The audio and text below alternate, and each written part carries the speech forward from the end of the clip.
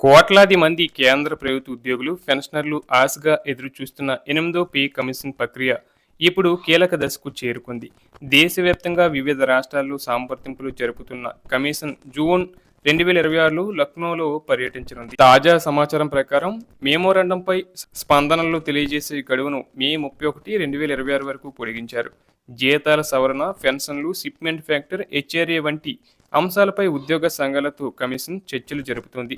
అయితే ఈ వేతన సవరణ ప్రక్రియలో జరుగుతున్న జాప్యం కేవలం ఉద్యోగులకే కాదు, ప్రభుత్వ ఖజానాకు కూడా సవాలుగా మారే అవకాశం ఉందని ఆర్థిక నిపుణులు విశ్లేషిస్తున్నారు. పే కమిషన్ అమలు ఆలస్యమైతే ప్రభుత్వంపై ఆర్థిక భారం తగ్గుతుందని చాలా మంది భావిస్తారు. కానీ వాస్తవం దీనికి విరుద్ధంగా ఉంటుంది.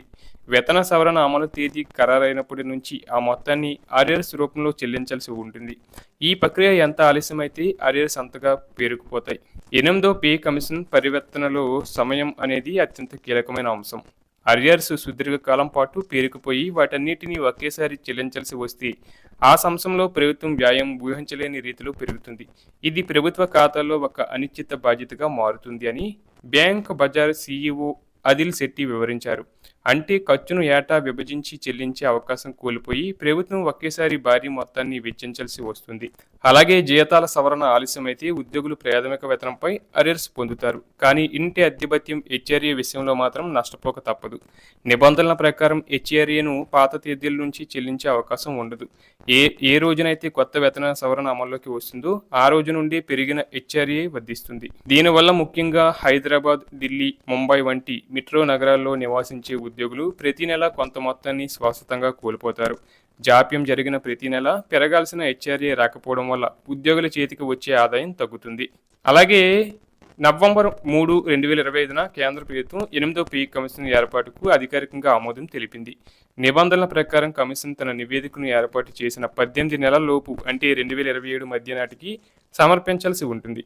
ఇప్పటికే 6 నెలల సమయం ముగిసిపోయింది. అంటే 3 గడువులో 1 ఇప్పటికే పూర్తయింది. మిగిలిన 12 నెలల్లో కమిషన్ తన తుది సిఫార్సులను సిద్ధం చేయాల్సి ఉంది. ప్రస్తుతం వివిధ స్టేక్ హోల్డర్లు, ఉద్యోగ సంఘాలు, నిపుణులతో చర్చలు జరుగుతున్నాయి.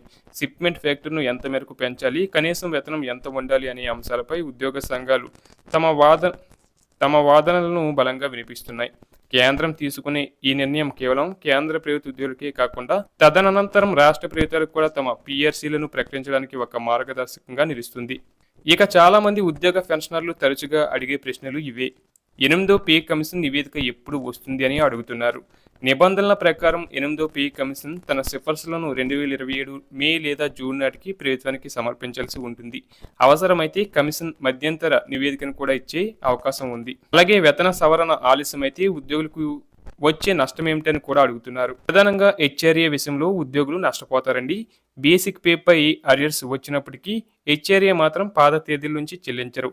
అలాగే పెరిగిన ధరల దృష్ట్యా తక్షణ ఆదాయం పెరగకపోవడం వల్ల ఆర్థిక ఇబ్బందులు ఎదురవుతాయి.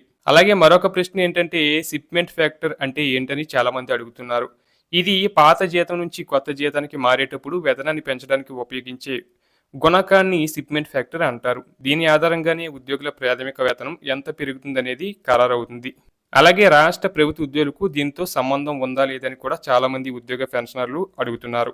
నేరుగా ఉండదు. అయితే సాధారణంగా కేంద్ర పే కమిషన్ సిఫార్సులను అనుసరించి రాష్ట్ర ప్రభుత్వాలు కూడా తమ ఉద్యోగుల వేతన సవరణపై నిర్ణయాలు తీసుకుంటాయి.